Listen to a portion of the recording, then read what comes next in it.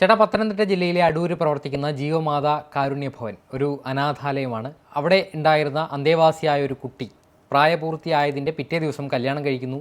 അതിനുശേഷം ഗർഭിണിയാകുന്നു. ഈ ഗർഭിണിയാകുന്നത് ഈ പ്രായപൂർത്തിയാകുന്നതിന് തൊട്ടടുത്ത ദിവസം ഗർഭിണിയാകുന്നു.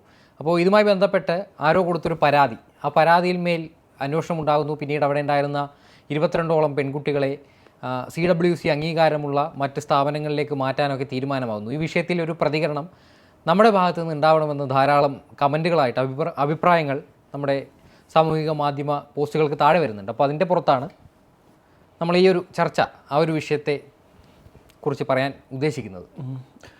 ഇത്തരം സ്ഥാപനങ്ങൾ ഏതാണെങ്കിലും ഈ അനാഥാലയം എന്ന വാക്ക് ഉപയോഗിക്കാൻ പാടില്ല. ഒന്നുകിൽ സംരക്ഷണ കേന്ദ്രം അല്ലെങ്കിൽ കാരുണ്യ കേന്ദ്രം. അവർ അനാഥരാണ് എന്നൊരു തോന്നൽ ഒരിക്കലും അവരുടെ മനസ്സിലേക്ക് നമ്മൾ കുത്തി നിറച്ച് കൊടുക്കാൻ പാടില്ല. അവിടെ ഉണ്ടായിരിക്കുന്നത്, ഇവിടെ നേരത്തെ തന്നെ കുറേ പ്രശ്നങ്ങൾ അവരുമായി ബന്ധപ്പെട്ട് ഉണ്ടായിരുന്നു. അവർക്കെതിരെ നാട്ടുകാർ തിരിഞ്ഞു നിൽക്കുക, കുറച്ച് പേർ, നാട്ടുകാരെന്നല്ല കുറച്ച് ആളുകൾ തിരിഞ്ഞു നിൽക്കുക, അവർ അതിനോട് പ്രതികരിക്കുക, അങ്ങനെ കുറേ പ്രശ്നങ്ങൾ അവിടെ നേരത്തെ തന്നെ ഉള്ളതാണ്. അതിർത്തി തർക്കമടക്കമുള്ള ഈ വേസ്റ്റ് മാനേജ്മെൻറ്റ് അടക്കമുള്ള പ്രശ്നങ്ങൾ നേരത്തെ ഈ പറയുന്ന കാരുണ്യ മന്ദിരവുമായി ബന്ധപ്പെട്ട് ഉണ്ടായിരുന്നു. അതിൽ ഈ പറയുന്ന പോലെ സമീപത്തുള്ള കുറച്ച് പേർ പരാതി കൊടുക്കുന്നു, ആ പരാതിയോട് ഇവർ എതിർത്ത് നിൽക്കുന്നു, അങ്ങനെ കുറേ കാര്യങ്ങൾ നേരത്തെ സംഭവിച്ചിട്ടുണ്ട്. അപ്പോൾ ഏത് സംരക്ഷണ കേന്ദ്രമാണെങ്കിലും പലപ്പോഴും ഉണ്ടാകുന്നൊരു സംഭവമാണ് ഈ വേസ്റ്റ് മാനേജ്മെൻറ്റിൻ്റെ പ്രശ്നം. നമ്മൾ അത്ര വലിയ സംവിധാനങ്ങൾ ഉള്ളിടത്താണെങ്കിൽ പോലും ഈ വേസ്റ്റ് മാനേജ്മെൻറ്റ് വലിയ ഒരു പ്രശ്നമാണ്.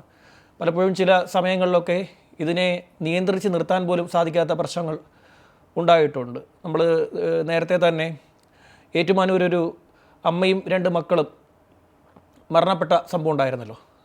അമ്മയ്ക്ക് ജോലി നഷ്ടപ്പെടാനുള്ള കാരണം അവരൊരു മന്ദിരത്തിൽ ജോലിക്ക് പോയി, പക്ഷേ അവിടുത്തെ വേസ്റ്റ് മാനേജ്മെൻറ്റുമായി ബന്ധപ്പെട്ടൊരു പ്രശ്നം വരുന്നു. അങ്ങനെ അവർക്ക് അവിടുത്തെ ജോലി രാജിവെക്കേണ്ടി വരുന്നു. അങ്ങനെയാണ് ഈ പ്രശ്നങ്ങൾ അവിടെ തുടങ്ങുന്നത്. അപ്പോൾ ഇങ്ങനെ കുറേ പ്രശ്നങ്ങൾ അവിടെ ഉണ്ടായിരുന്നു. ആ പ്രശ്നങ്ങളൊക്കെ ഞാൻ ആദ്യമേ പറഞ്ഞതാണ്. ആദ്യമേ പറയാൻ കാരണം ഇത്തരം കാര്യങ്ങളിലൂടെ ഈ വിഷയത്തിൽ നമ്മൾ അറിഞ്ഞിരിക്കണമല്ലോ. ഇനി രണ്ടാമത്തെ വിഷയം, അവിടെ താമസിച്ചു വന്നിരുന്ന പെൺകുട്ടികളിൽ ഒരാൾ, ആ പെൺകുട്ടികളിൽ ഒരാളെ ഒക്ടോബർ മാസം 2024 ഒക്ടോബർ മാസം 23-ാം തീയതി ആ സ്ഥാപനം നടത്തിപ്പിൻ്റെ ഉടമസ്ഥയായിട്ടുള്ള വനിതയുടെ മകൻ വിവാഹം ചെയ്യുന്നു.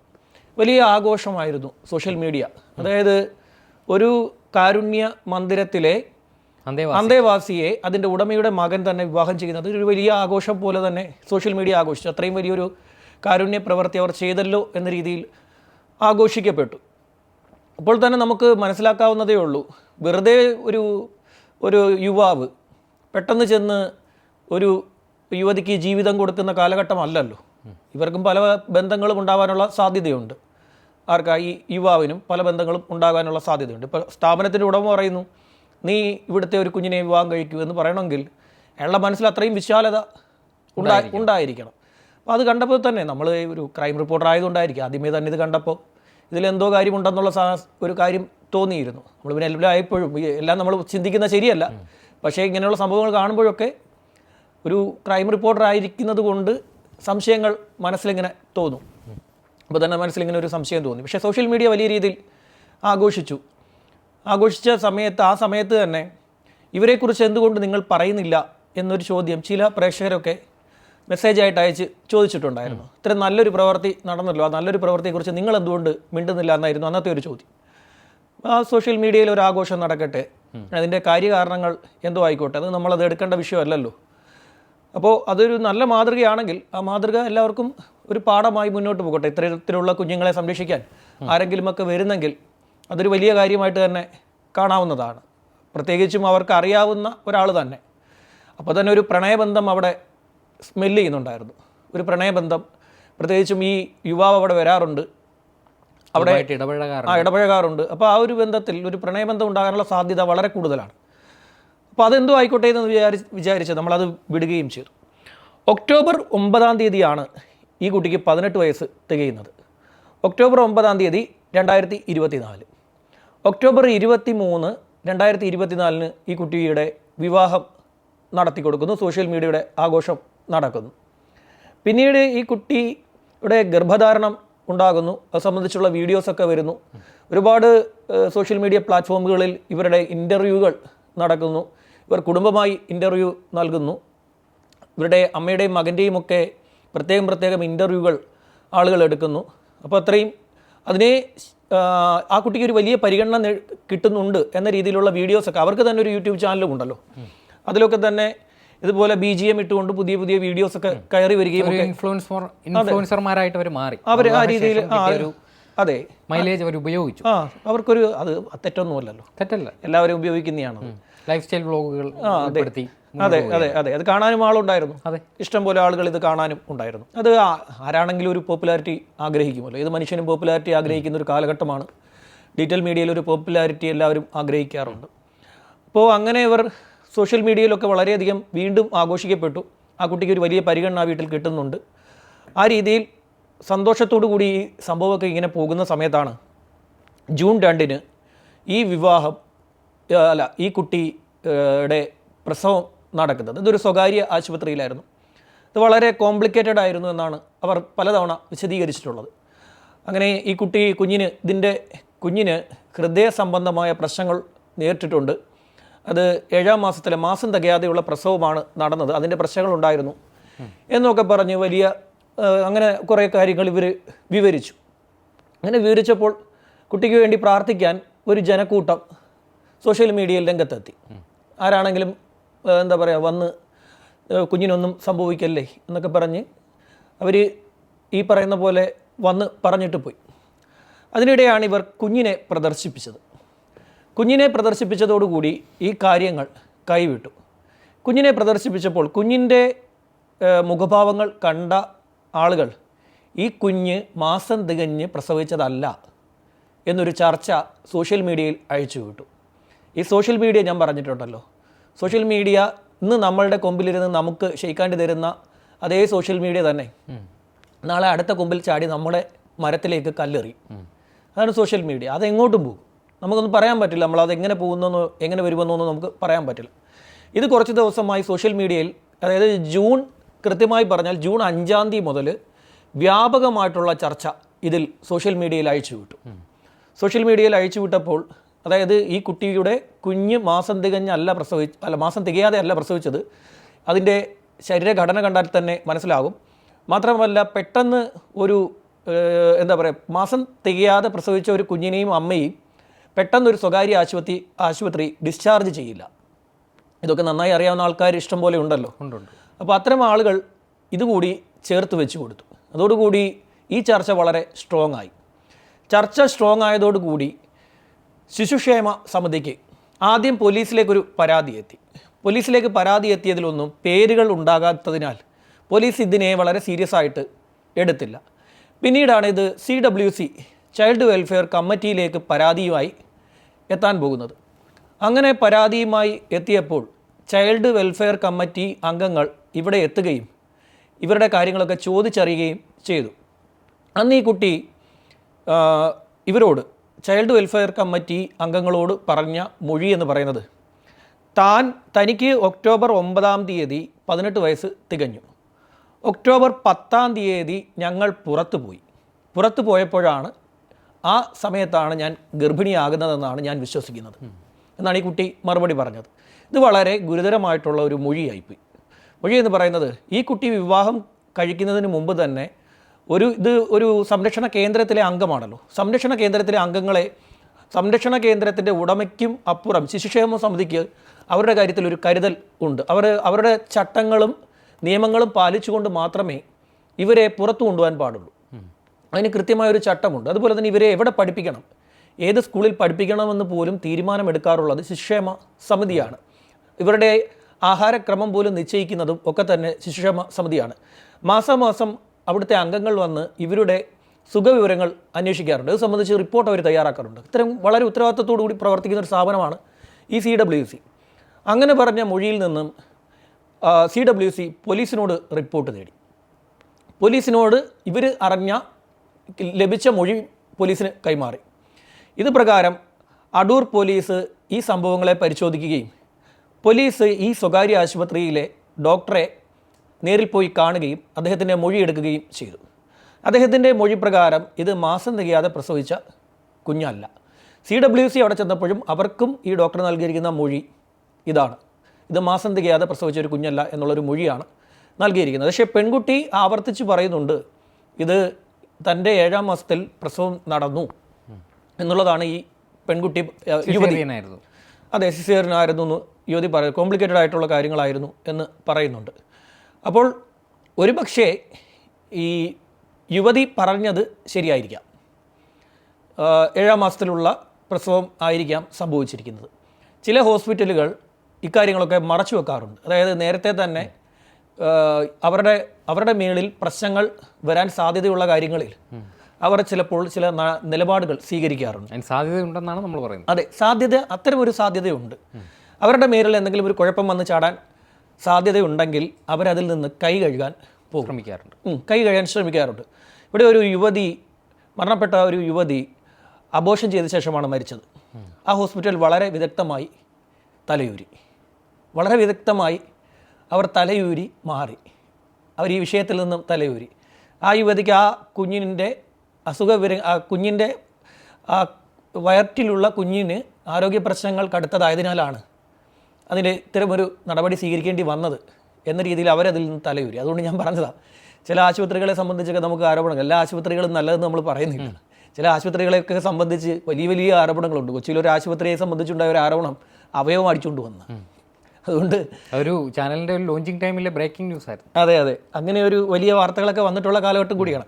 അപ്പോൾ അതുകൊണ്ട് ഇവർ പറയുന്ന മൊഴി മാത്രമായി പരിഗണിക്കാൻ നമുക്ക് ഈ കാര്യത്തിൽ പറ്റില്ല. അതും പോലീസും അതിനെ സീരിയസ് ആയിട്ട് അതുകൊണ്ടാണ് എടുക്കാത്തത്. അങ്ങനെ ഇതിന് ശേഷം പോലീസ് ഇവരുടെ മാരേജ് ടൈമും ഈ കുട്ടിയുടെ പ്രസവ സമയവും എല്ലാം പരിഗണിച്ച ശേഷം പ്രാഥമിക വിവരങ്ങളുടെ അടിസ്ഥാനത്തിൽ പോലീസ് ഒരു FIR ഇട്ടു. ആ FIR ആണ് പോക്സോ കേസ് പ്രകാരമാണ് ആ കേസ് എടുത്തിരിക്കുന്നത്. ഇവിടെ നടന്നിട്ടുള്ള നമുക്ക് പ്രാഥമികമായി മനസ്സിലാക്കുന്ന യുവതിയുടെ മൊഴി പ്രകാരം പ്രാഥമികമായി ഉണ്ടായിരിക്കുന്ന ചട്ടലംഘനം എന്ന് പറയുന്നത്, ഒരു സംരക്ഷണ കേന്ദ്രത്തിൽ താമസിക്കുന്ന ഒരു കുട്ടിയെ അതിൻ്റെ ഉടമയുടെ മകൻ വിളിച്ച് പുറത്തു കൊണ്ടുപോകുന്നു. അവിടെ വെച്ച് അവർ ശാരീരിക ബന്ധത്തിൽ ഏർപ്പെടുകയും ഗർഭധാരണം ഉണ്ടാവുകയും ചെയ്യുന്നു. ഇത് വലിയ ചട്ടലംഘനമാണ്. അങ്ങനെ അവരെ കൊണ്ടുപോകാൻ പറ്റില്ല. അങ്ങനെ കൊണ്ടുപോകുക എന്നത് തന്നെ ഒരു യുവാവിനൊപ്പം ഒരു സംരക്ഷണ കേന്ദ്രത്തിലെ കുട്ടിയെ എങ്ങനെ പറഞ്ഞയക്കാൻ പറ്റും? അത് ഈ പ്രായപൂർത്തിയായതിൻ്റെ പിറ്റേ ദിവസമാണെങ്കിൽ പോലും പറ്റില്ല. ചട്ടലംഘനമാണത്. കാരണം അത്രയും നാളും ഇടപഴകായ ഒറ്റ ദിവസത്തെ പരിചയം കൊണ്ട് ഒരാളോടൊപ്പം ഒരിക്കലും ഒരു പെൺകുട്ടി പോവില്ല. അത് മാത്രമല്ല, അങ്ങനെ കുട്ടികളെ വിടാൻ പറ്റില്ല. ഇത് ഞാൻ പറഞ്ഞല്ലോ, ശിശു സംരക്ഷണ സമിതിയുടെയൊക്കെ ചട്ടങ്ങൾ ഇക്കാര്യത്തിലുണ്ട്. അങ്ങനെ കൊണ്ടുപോയി കഴിഞ്ഞാൽ വലിയ ചട്ടലംഘനമാണ്, ഗുരുതരമായിട്ടുള്ള ചട്ടലംഘനമാണ് അവിടെ നടന്നിരിക്കുന്നത്. അങ്ങനെയാണെങ്കിൽ ബാക്കിയുള്ള കുട്ടികളുടെ സംരക്ഷണം എങ്ങനെയായിരിക്കും എന്നുള്ളൊരു ചോദ്യമാണ് ഉയരുന്നത്. അതാണ് CWCനെ വളരെ സീരിയസ് ആയിട്ട് എടുത്തിരിക്കുന്നത്. അപ്പോൾ ഈ കുട്ടി മാത്രമല്ല, അവിടെ 24 കുട്ടികൾ വേറെയുണ്ട്. ആ 24 കുട്ടികളുടെ സംരക്ഷണം സംബന്ധിച്ചുള്ള ചോദ്യം ഉയർന്നു വരവേ ഇതിൻ്റെ ഉടമയായിട്ടുള്ള വനിത ശിശു സംരക്ഷണ വകുപ്പിന് ഒരു കത്ത് കൊടുത്തു. എനിക്കിനി ഇത് മുന്നോട്ട് നടത്തിക്കൊണ്ടു പോകാൻ താല്പര്യമില്ല, ഇവിടെ നിന്നുമുള്ള കുട്ടികളെ നിങ്ങൾ ഏറ്റെടുക്കണം എന്ന രീതിയിൽ ഒരു കത്ത് അവർ നൽകി. നിലവിൽ പല മാധ്യമങ്ങളും പല രീതിയിലാണ് റിപ്പോർട്ട് ചെയ്യുന്നത്. ഇവരെ നേരത്തെ കോൺടാക്ട് ചെയ്യുമ്പോൾ ഇവർ ഫോൺ എടുക്കുന്നുണ്ടായിരുന്നു. ഇപ്പം കുറച്ചുകൂടി ഈ കേസിൻ്റെ സീരിയസ്നെസ് അവർക്ക് ഇപ്പോഴാണ് കുറച്ചുകൂടി ബോധ്യപ്പെട്ടത്. വിവാഹം കഴിക്കുന്നതിന് മുമ്പ് എങ്ങനെ അതിനെ പുറത്തേക്ക് വിട്ടു, ഇയാൾക്കൊപ്പം എങ്ങനെ പുറത്തേക്ക് വിട്ടു, അതാണൊരു വലിയൊരു പ്രശ്നമായിട്ടുള്ളത്. അപ്പോൾ ബാക്കിയുള്ളവരുടെ സംരക്ഷണത്തിലും പ്രശ്നമുണ്ട് എന്ന് CWCക്ക് മനസ്സിലായതോടുകൂടി CWC ഈ കുട്ടികളെ എല്ലാം തന്നെ പുതിയ സംരക്ഷണ കേന്ദ്രത്തിലേക്ക് മാറ്റി. അപ്പോൾ അവിടെ ഉണ്ടാകുന്ന ഒരു സാമൂഹിക പ്രശ്നം, ആ പ്രശ്നം എന്ന് പറയുന്നത് ഈ കുട്ടികൾ വർഷങ്ങളായി ഒരുമിച്ച് താമസിച്ച് വരുന്നവരാണ്. എല്ലാവരെയും കൊണ്ടുപോയി ഒരു സംരക്ഷണ കേന്ദ്രത്തിൽ താമസിപ്പിക്കാൻ പറ്റില്ല. ഏതെങ്കിലും ഒരു സംരക്ഷണ കേന്ദ്രം കണ്ടെത്തി അവിടെ ഈ കുട്ടികളെ എല്ലാവരെയും കൂടെ കൊണ്ടുപോയി താമസിപ്പിക്കാൻ ചെന്ന് കഴിഞ്ഞാൽ 24 പേർക്ക് കൂടി ഉള്ള അക്കോമഡേഷൻ എവിടെയും ഒരുമിച്ച് കിട്ടില്ല. ഇവരെ ഡിവൈഡ് ചെയ്തുകൊണ്ട് മാത്രമേ പോകാനേ പറ്റുകയുള്ളൂ.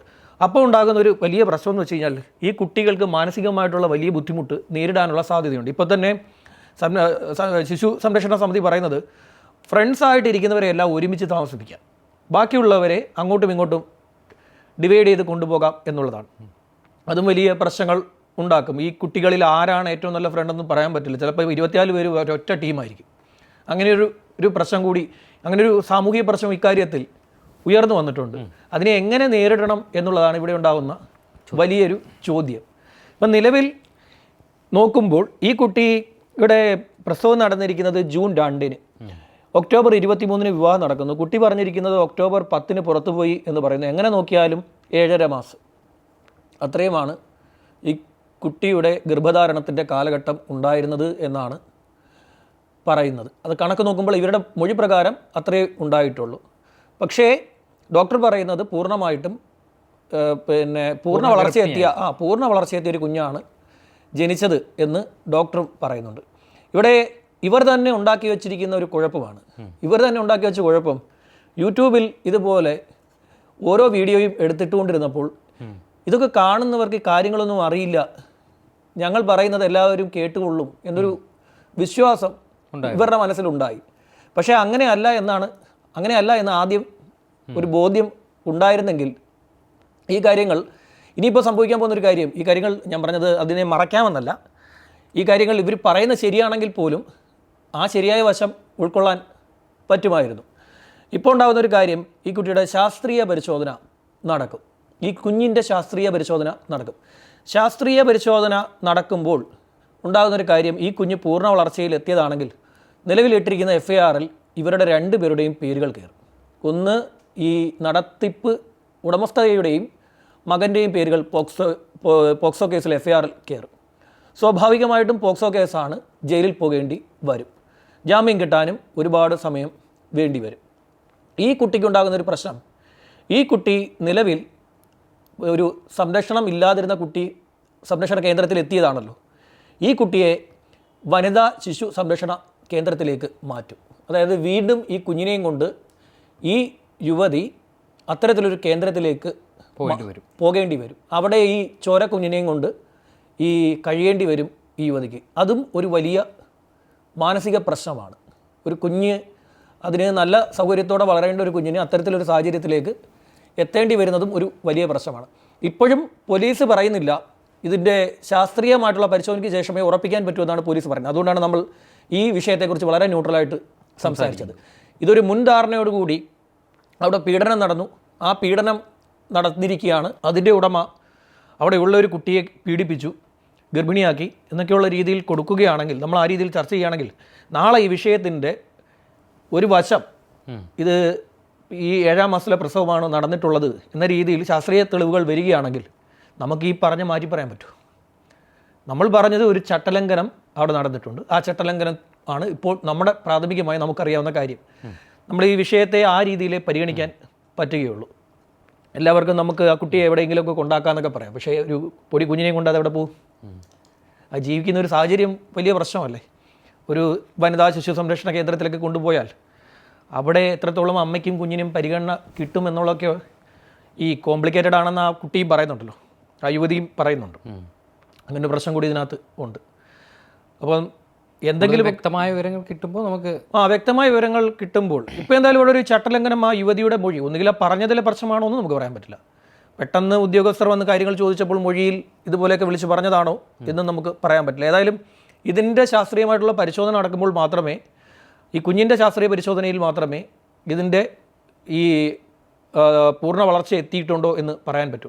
ഇപ്പം പ്രാഥമികമായി കുഞ്ഞിനെ ഓരോരുത്തർ കണ്ടതിൻ്റെ അടിസ്ഥാനത്തിൽ, വിദഗ്ധരാണെങ്കിൽ പോലും കണ്ടതിൻ്റെ അടിസ്ഥാനത്തിലാണ് അതിന് പൂർണ്ണ വളർച്ച ഉണ്ട് എന്ന് പറയുന്നത്. പക്ഷേ എങ്കിലും ശാസ്ത്രീയ തെളിവ് ആവശ്യമാണ്. ചിലർക്ക്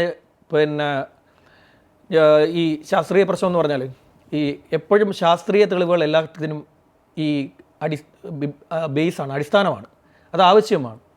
ഇപ്പം ഞാൻ വന്ന് നിന്ന് ഇങ്ങനെ നോക്കുന്നു, ഇപ്പോൾ നമ്മുടെ ഓമനപ്പുഴയിൽ നടന്ന കൊലപാതകം, ആ യുവതിയെ ഇവരെടുത്ത് കെട്ടിത്തൂക്കിയിരുന്നെങ്കിൽ കാണുന്നവർക്കൊക്കെ പ്രാഥമികമായി തോന്നിയത് ആ യുവതി തൂങ്ങി മരിച്ചു എന്നേ തോന്നുകയുള്ളൂ. കാര്യം ഭർത്താവുമായി വേർപിരിഞ്ഞിരിക്കുന്ന യുവതി തൂങ്ങി മരിച്ചു, കാരണവുമുണ്ട്.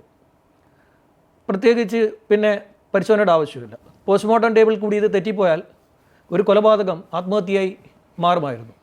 പക്ഷേ ശാസ്ത്രീയമായ പരിശോധന കാര്യമായി നടന്നപ്പോൾ പോലീസിന് ഇൻക്വസ്റ്റ് റിപ്പോർട്ട് വായിച്ച ഫോറൻസിക് സർജൻ ഇത് വളരെ സീരിയസ് ആയി ചെയ്യേണ്ടതാണ് എന്ന് മനസ്സിലാക്കി വളരെ കാര്യമായി ചെയ്തപ്പോൾ ഇത് കൊലപാതകമാണെന്ന് തെളിഞ്ഞു. അതുകൊണ്ട് തന്നെ ശാസ്ത്രീയ തെളിവുകൾ എല്ലാത്തിനും ആവശ്യമാണ് എന്ന് പറയുന്നത്. അപ്പോൾ ശരി, നോക്കാം.